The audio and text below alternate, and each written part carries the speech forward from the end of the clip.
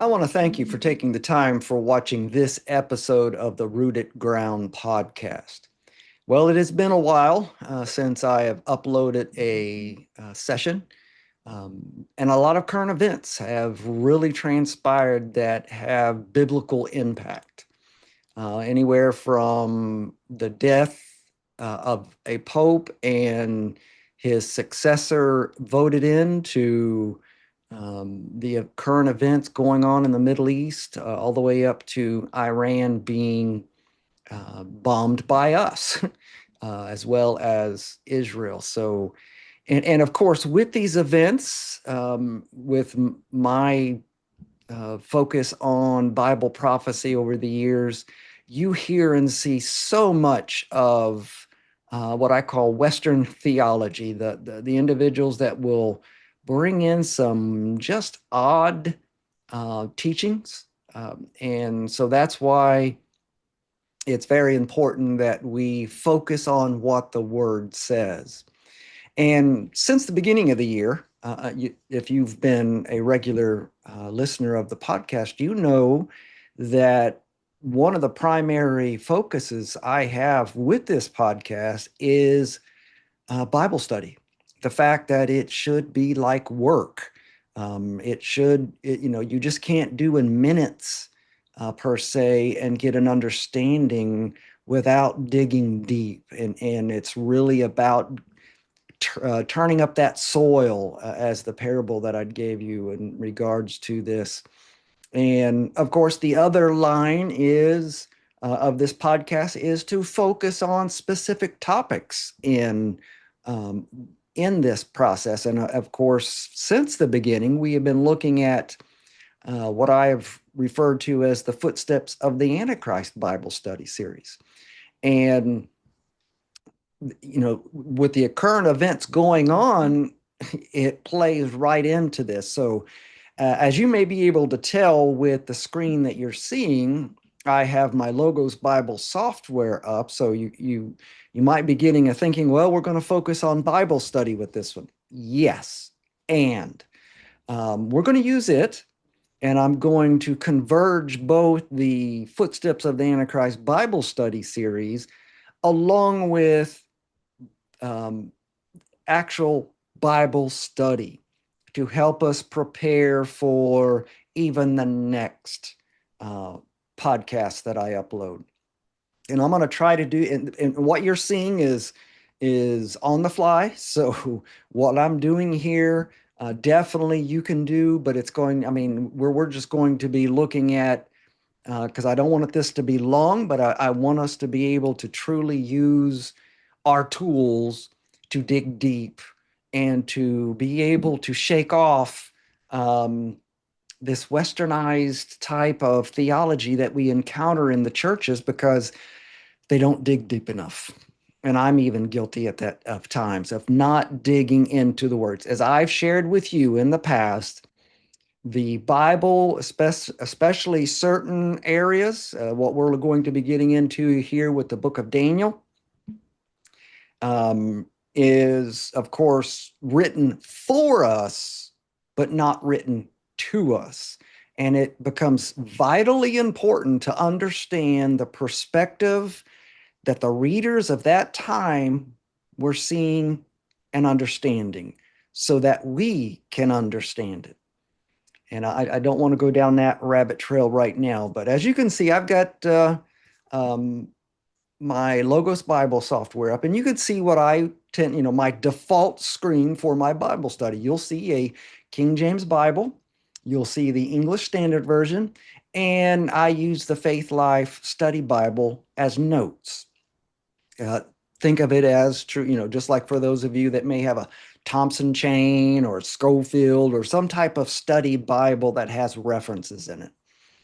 And of course, I use this by default. It's what I have set up as my screen. So we're going to look at this, and I'm going to bring up once again a tool that I've used in the past, and that is the Notebook LM AI. And I know that once again will make some of you uneasy, but in this day and hour, For those of you that want to be able to do some quick and deep dive Bible study with and have access to what you need, this is going to be one way that you can do this at a much faster pace, a much deeper dive than you ever have. And of course, Notebook LM, yes, it is AI, but it's free to the user. It is based, if you've got an email account that's through Google, um, it's free to the user. And of course, if you don't have a Gmail account, you can create one strictly for this purpose. Now, I'm not saying, for those of you that aren't tech friendly, that don't want to do it, then definitely do the old school method. But what I'm going to do here is, if you recall from our each of the episodes on the footsteps of the Antichrist Bible study, it all goes back to that first episode where we looked at Matthew 24, specifically verse 15, in which Jesus told his apostles, in looking at all the events that were going on, he told them, when you therefore shall see the abomination of desolation spoken of by Daniel the prophet, let the reader understand. And then he tells them what to do. So he purposely gives the red flag that they are to be aware of, the abomination of desolation spoken of by Daniel the prophet.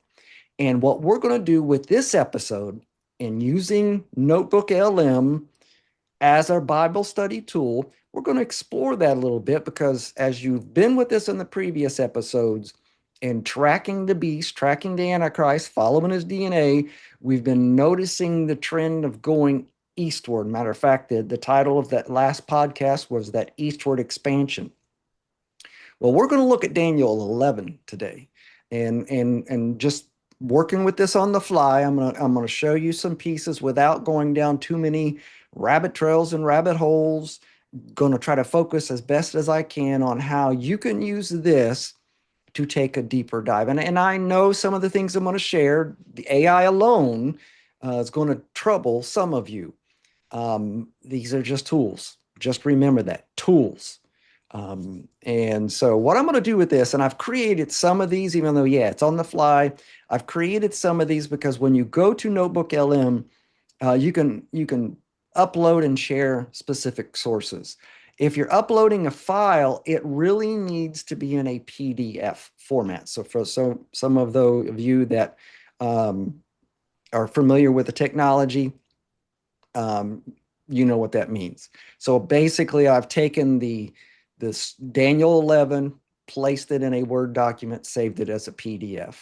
Once again, if you're not comfortable with the technology, just bear with me, because I think you'll even gain insight. Even if you don't do this process, I think you'll gain insight with this. Now, what I am going to share with you is the scripture says, and I know as soon as you saw that screen, some of you are going, uh-oh, here comes Nate. Yes, here comes Nate. The Bible tells us, by the mouth of 2 or 3 witnesses, let every word be established. So what I'm doing with this is to get a good understanding of what Daniel 11 says. Now, I trust in a Bible study like this, you have already taken time to read Daniel 11 yourself. Just open up good old Bible in your hand and read through Daniel 11. Straightforward. That needs to always be the process. Dig in and just going back to that parable of the sower, digging up that soil a little bit first. Put that prayer time in. But now what I'm going to do with this is I need multiple witnesses. What do I mean by that? I pulled up one of the mini charts you can get online that talks about Bible translation. And basically, the spectrum of how translators bring the ancient language to our English language goes from word for word, trying their best to make sure that every Greek, Hebrew, Aramaic word gets translated over to a specific English word By the way, not always possible because of sometimes we just don't have the words in English that match up. Once again, I'm not going to go down that rabbit hole. But then as you transition along this spectrum, you get thought for thought, where the translators are trying to take what the original writers were trying to say and try to say it in English without necessarily being word for word. And then, of course, you've got your paraphrase, and those are those translators trying to put together a more modern sounding, very readable, that may or may not be exactly accurate, word for word or thought for thought. So what I'm going to do is, for my 2 or 3 witnesses on the Bible translation point of view, as you can see over here, I'm going to be picking a word for word translation as well as a thought for thought translation, just so I can take both of those to compare.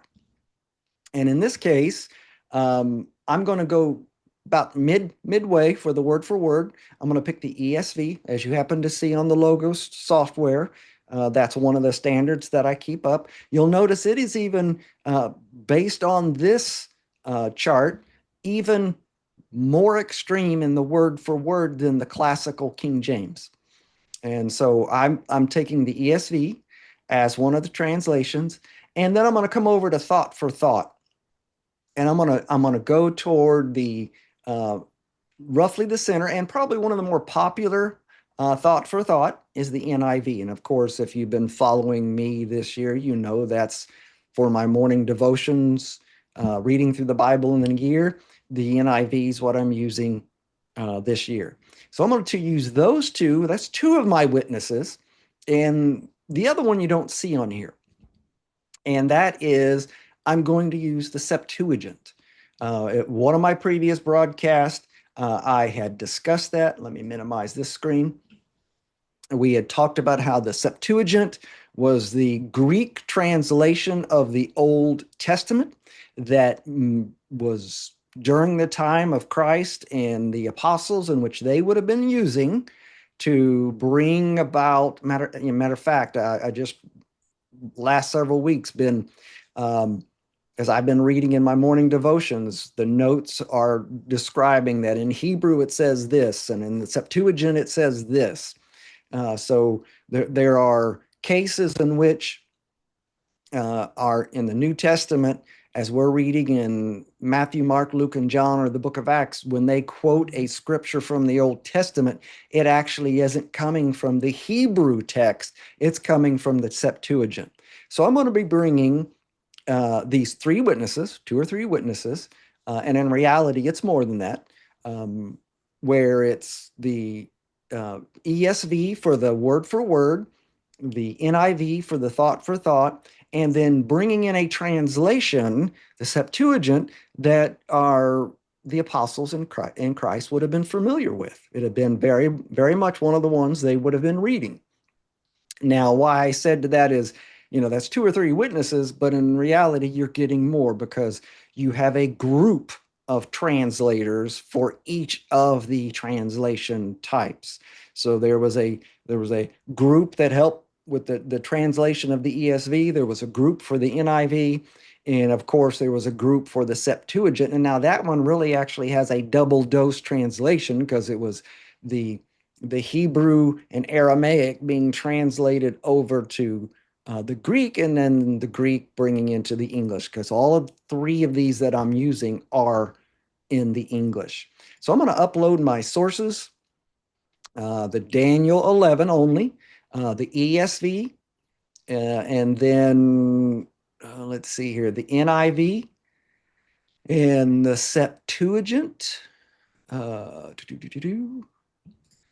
The Lexham English Septuagint. So there's my 3 sources. I'm going to start with there and there only.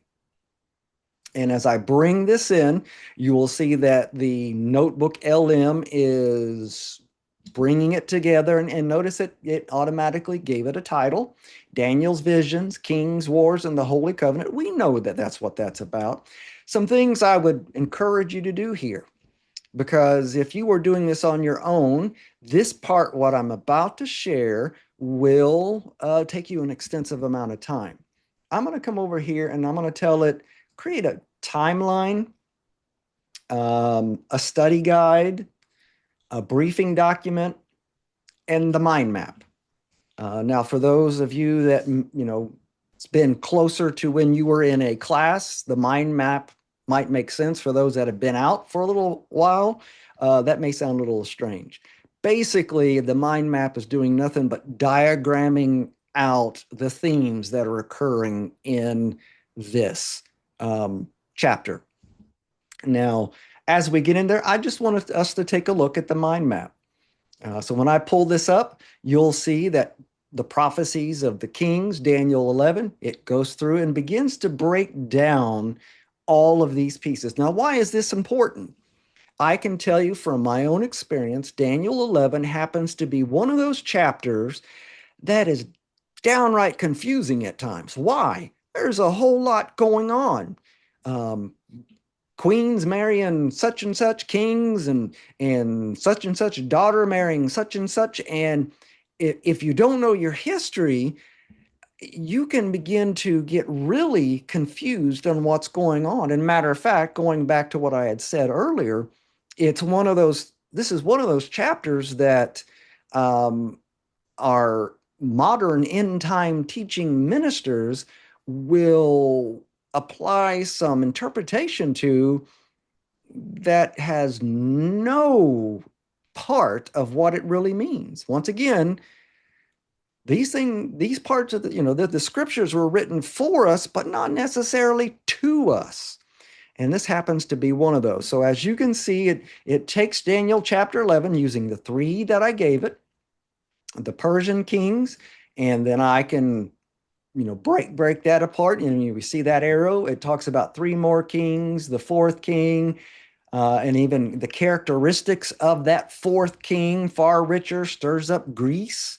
And then the timeline, has a built-in timeline. Then it goes, well, okay, Greece gets involved, begins to break these pieces out, even to the point where the kingdom gets broken and divided. We know what occurs during this. We've already talked about it in previous podcasts, where Alexander the Great dies and his four generals eventually comes forward. And there it is again. We can see how these pieces begin to break down within the scripture. And this is one of the ones to me is exceptionally important, is because one of the areas that gets confused is the whole king of the north, king of the south, and who this is and everything, especially when it comes to end time Bible prophecy. I've heard individuals say the king of the north is the Antichrist. I've heard king of the south. I've heard Antichrist, somebody completely different. And then you got the king of the north and king of the south. Well, this type of Bible study will pull that out. And so when we look at this, I mean, let me back up just a little bit. Here alone, look how many different individual topics you could dive deep in to study and then initially know what this chapter is talking about. And this is strictly using Daniel 11 with the Bible versions you want. Now, some of you may say, well, I'm only going to stick to one. Well, do that. But remember, by the mouth of two or three witnesses. And then once again, you can dive in deeper with each of these individual parts. Just look at the depth of this. Even where north invades south, retreats, and all of the individual pieces, and it's something that just simply reading does not give you. There is no way, if you just read Daniel chapter 11 all by itself and stop and read it, even reading again, without taking some deeper strides. Now, what I am going to do is I'm going to pull this back, because you can see, I hope, down here where it says the king. Let me move this up a little bit so you can see it. The king who exalts himself. And notice it even says Antichrist here. I did not give it any study notes, did not give it any kind of commentary. This is strictly the ESV, Daniel 11, the NIV Daniel 11, and the Septuagint Daniel 11. So then when we focus on this piece, it gives you the characteristics of the Antichrist. Does as he wills, exalts himself above every god, speaks astonishing things against the God of gods. And as you dig and look at this, I mean, some of the pieces like no attention to one beloved by women, no attention to any other God, it magnifies himself. And this is the part I absolutely love. Yeah, it did all of this. Now watch, just watch. This is get a little nerdy here because as an educator, as a professor, as one that loves to study the word, to be able to come here. So let's see, honors the God of fortresses. I'm going to, I can expand that and it breaks that out, but I'm just going to click on that. And when I click on that, it's taking me back into those sources to look at honors the God of fortresses. And then using only the sources you shared with it, it will break this down into that. So self-exaltation and disregard of other gods. And this, notice what it says. Here's what the sources indicate about this king and his unique God. And it breaks this piece down all the way. And look at that, that's pretty extensive. Not something you can get in just, I mean, if you had done that on your own time without the aid of something like Notebook LM, it's going to take you weeks, months possibly. Now, here, this alone could take you days to go through and investigate all of what's going on. And to me, this is exciting because it enables you to do a rich piece of this. Now, a couple things here. As I pull this piece up, strictly focused on what these sources are saying about honors the God of fortresses. And notice it says in the larger context of the king who exalts himself, you can get down here and it starts possibly providing questions for you. And it says, describe the abomination that maketh desolate. Now, we talked about that. Remember that very first episode? That was the hinge that really put us, hook, hinge, however you want to look at it, that took us on the footsteps of the Antichrist Bible study series. Because Jesus himself said, when you therefore see the abomination spoken of by Daniel the prophet. So here I have Daniel the prophet in three different versions, and Jesus said, be aware of the abomination of desolation that Daniel spoke about. And notice within the translations, it will give you, let the reader understand. So we're the reader right now. And so I'm going to say, ask it, describe this abomination that maketh desolate, using strictly these three versions. And you'll notice that once again, it's the abomination that maketh desolate is a significant event or action associated with the king who exalts himself. And it talks about what does this source indicate. It will be set up. It will be established directly linked to forces from the king, and his armed forces will profane the temple and fortress and desecrate the temple fortress. This is, it's not a commentary it's pulling from. This is strictly being pulled from the three translations. This action will also involve the taking away or abolishing of the regular burnt offering or daily sacrifice. The Lexham English Septuagint refers to this as taking away the sacrifice. So that version in which the Bible, I mean, that the apostles and Christ would have been aware of, specifically refers to it as the sacrifice. Some context. I love this piece. Contextual timing. It occurs after the king turns back and is enraged and takes action against the Holy Covenant, showing favor to those who forsake the Holy Covenant. And I could take some time to go through this, but this is a way that you could take a deep dive strictly on the abomination that maketh desolate. The red flag Jesus gave for us to be watching for in terms of the last days. Now, once again, I had said that the events that we read about in Daniel 11, and in reality, it goes from Daniel 10 through Daniel 12. Daniel 11, there's a lot of historical events going on here that covers a huge amount of time. So like if I were to come over and look at the briefing document, it's going to break down the overall pieces, the timeline. Let me make sure I get it properly here. There's the study guide. Um, the detailed timeline of main events. It will give you, that timeline alone will give you the sequence of what we should be expecting.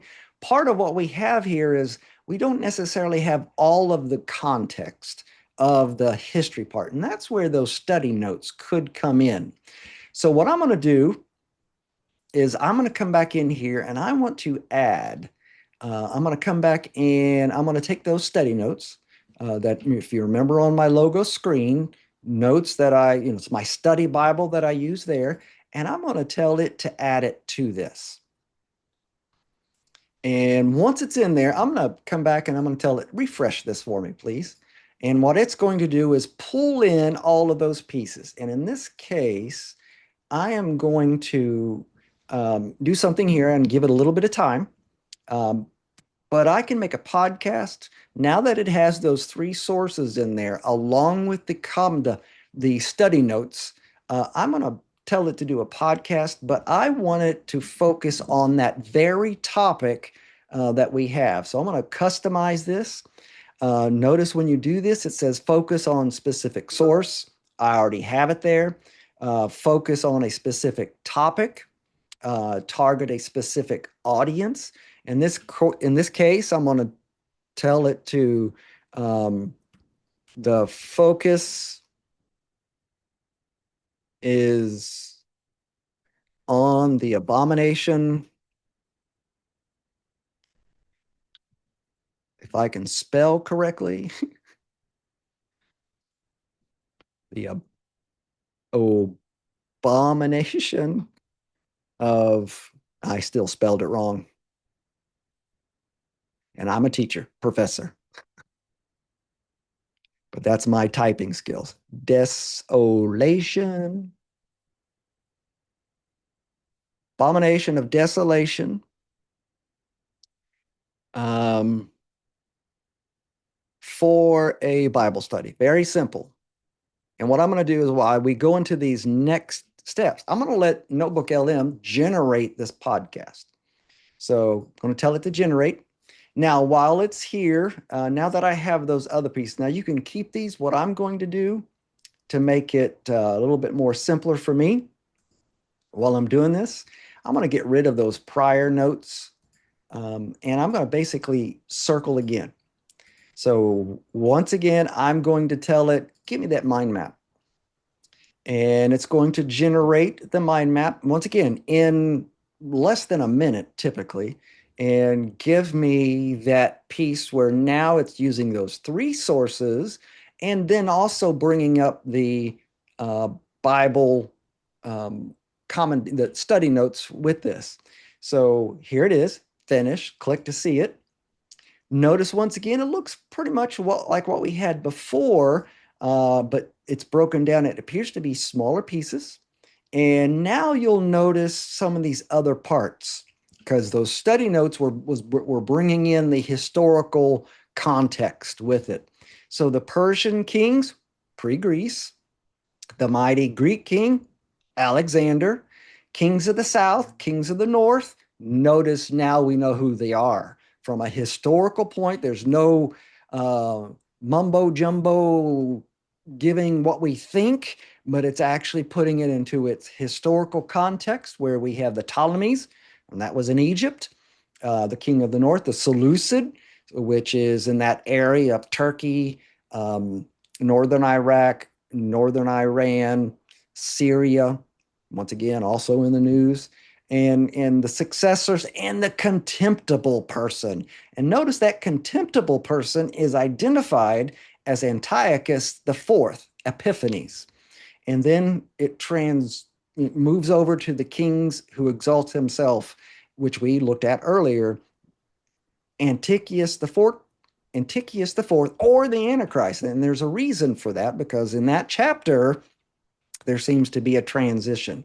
So just so we can kind of get a look at this, if I were to say, look at those pieces about the kings of the north, the kings of the south, you get to see some of that history. And with those study notes, being able to provide names to those individuals that the scriptures did not give. And the readers of that time that would have been reading this would have been fully aware of, from a historical perspective, who these individuals were.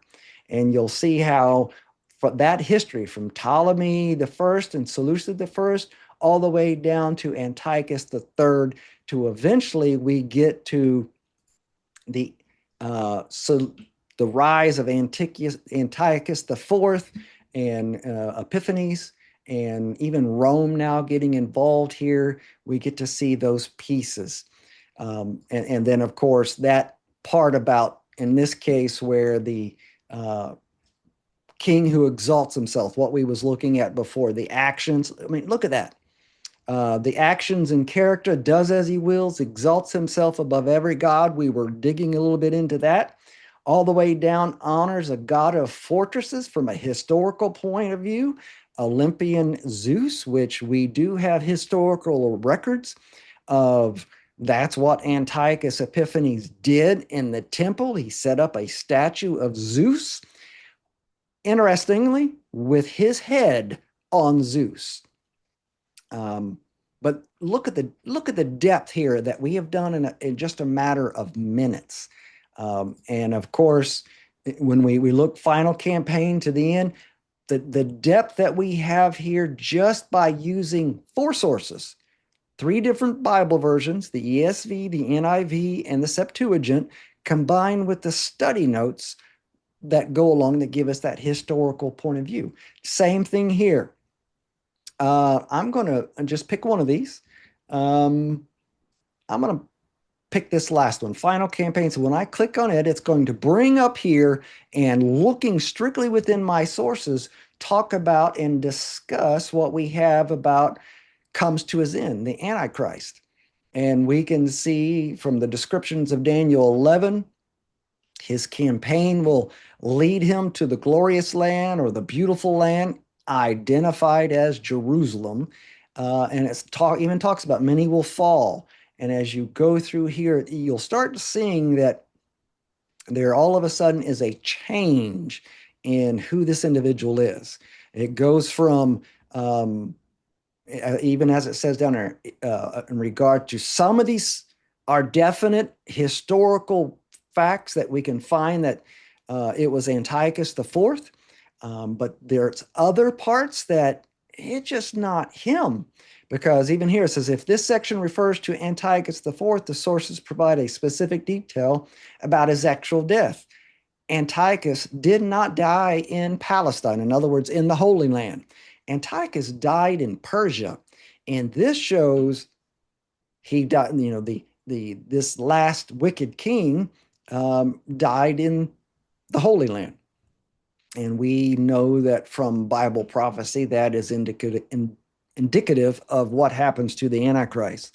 So what this study does alone is provide the opportunity to take a deep dive on a topic that is very confusing. And I didn't even bring in commentaries. I provided the Faith Life study notes like your typical study Bible, but I could have easily brought in, let me show you some of the sources I was looking at, a classic New American commentary to bring in some additional insight. And one of the references that I like to turn to that he's not necessarily a scholar per se, but he has extensive research in the area of end times in the Bible, and that's Joel Richardson. And I pulled his piece on Daniel 11, but I didn't pull that in here. I wanted it strictly to be the sources within the scriptures along with that study Bible, what most of us would have anyway. And I mean, this alone, from the mind map taking the deep dive within this, I mean, you could spend days to weeks strictly on what this found for you to get a complete understanding of what this is. Now, what I'm going to do here is the same thing before, is what is the abomination of desolation? Because once again, that is what Jesus said we're to keep watch for. So it's going to answer my question based on these sources. And while it's thinking there, do notice my podcast is finished over here. We'll take a listen to that shortly. Now, once again, using the three source, some of this will sound very familiar, others may not. The sources indicate that the abomination that maketh desolate is a significant event directly tied to the actions of who? Who? Right there. We know from a historical point of view this occurred because Antiochus the Fourth. We can pick up the book of Maccabees and read about it. But the king of the north, Antiochus the Fourth, was one of the first instances, if not the first instances, of the abomination of desolation. So it ties the abomination of that maketh desolate that Daniel wrote about, connected to the king of the north. Simple, straightforward. That's scripture. And then it begins to break down the pieces. And notice it even will identify the source. The Faith Life study notes confirm that Jerusalem temple becomes the target of his wrath. And once again, taking that deeper dive with that. Reading this paragraph right here, it says, in essence, the abomination of desolation is depicted as an act or profound defilement of the holy site, the temple, by the king of the north. Now, the king of the north, just remember, the Seleucid Empire takes in parts of Turkey, parts of Syria, if not all of Syria, parts of Iran, northern Iran, and parts of northern Iraq. That region and what we see in the news today. Coupled with the cessation of regular worship practices, marking a climax of his oppressive actions against the Holy Covenant. And of course, Antiochus IV fulfilled part of this. Antichrist will finish it. Now, I'm going to get ready to stop here because I could continue to go on this for some time. I want you to listen. I'm going to put it in interactive mode because this may get a little creepy for some of you. And I'm going to have it play. And then in this interactive mode, this is where you can get a sense of what's going on. So hopefully you can hear it. I'm going to put the microphone over there a little closer so you can, but I'm going to let it start so you can hear.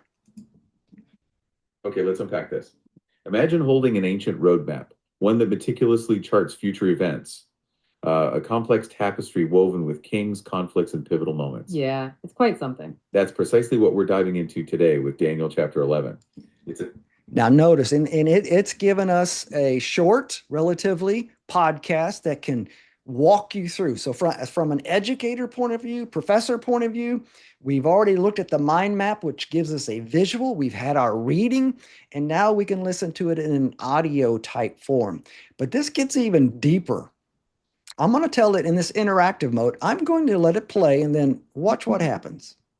The text just packed with astonishing detail. And for our deep dive today, especially... Our listener wants to join in. What's up? Yes, can you tell me something in regards to who the abomination of desolation will be set up by? That's a fantastic question, and it's something we were absolutely going to get into. Yes, that's central to this chapter. So we'll tell you who sets it up and also the incredible significance of that act. Absolutely. The short answer historically is Antiochus IV Epiphanes. He's quite the figure in this prophecy, isn't he? He truly is. Oh, go for it.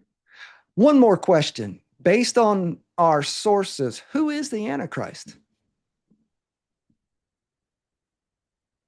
That's another really insightful question. It connects directly to what we've been discussing. Yeah, that's a great follow-up. We just mentioned Antiochus IV Epiphanes. He's the historical figure most clearly described in Daniel 11 up to a certain point. And as we'll get into, there's a fascinating discussion among scholars about whether the later parts of Daniel 11 are still about him. Or if they shift to describe a future Antichrist figure. Notice just how rich a Bible study can be with a tool like this. Still getting into the word, still digging deep. And I would encourage you to, if you're one that likes the technology, to help for the next episode that I will upload in regards to the footsteps of the Antichrist. Do this. Take Daniel 11, break it apart. Take a look and dig deep into what's really there, what's really being said, and do your best to bracket out anything that you think is modern interpretation. Read it for what it says and what the readers would have understood it to be. Now, once again, if you're not comfortable with using ESV or the NIV, don't. But I would encourage you, look at them. I've done that in previous episodes. Being able to see how others interpret the word and give you a translation in our modern English is very insightful. And I'll have another episode in which we talk a little bit more about that. But I just wanted to bring these two together, the Bible study tools combined with the footsteps of the Antichrist Bible study, to give a quick overview. There's no way I dug deep in this. We could spend hours, days on this alone. And those that know me knows I could easily take this rabbit trail down the rabbit hole deep, because this just, to me, the best way I could characterize it is when I regularly kept a garden and would have that rototiller going, and I would hit that spot and I would just let those tines dig in deep to the soil till you begin to dig up that rich, deep, dark soil, and know that whatever you planted was going to take root and grow abundantly. And that's what this reminds me of. There's just so much rich soil here that this provides digging up so quickly. And I think it can only help you in your Bible study and understanding. And with the current events shaping out for prophetic events to unravel in more than likely our lifetime, I encourage you, get into the word and dig deep. And hopefully this episode has been helpful. For those that do not like technology, maybe think AI is the Antichrist, my apologies. It's a tool to use, and that's what I'm going to be using it for. Next episode, we're going to get into another chapter of the Footsteps of the Antichrist Bible study series, taking a deeper, darker look at just who he is, or who we should be looking for. But once again, Daniel 11 alone goes back to those words that Christ told his disciples there in Matthew 24, when you shall see the abomination of desolation spoken of by Daniel the prophet, let the reader understand. And that's the focus of this podcast. All the episodes I've been able to provide is let the reader understand. I'm hoping to give you tools, to give you some insight, to share with you to help you better understand the word.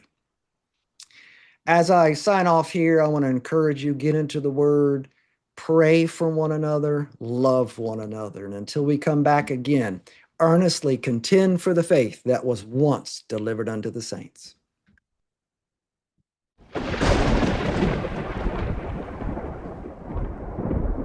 Don't miss out on the latest content. Hit that subscribe button and tap the bell so you're always the first to know when a new video drops. And if you love what you're watching, save it for later and share it with your friends. Go ahead, click now.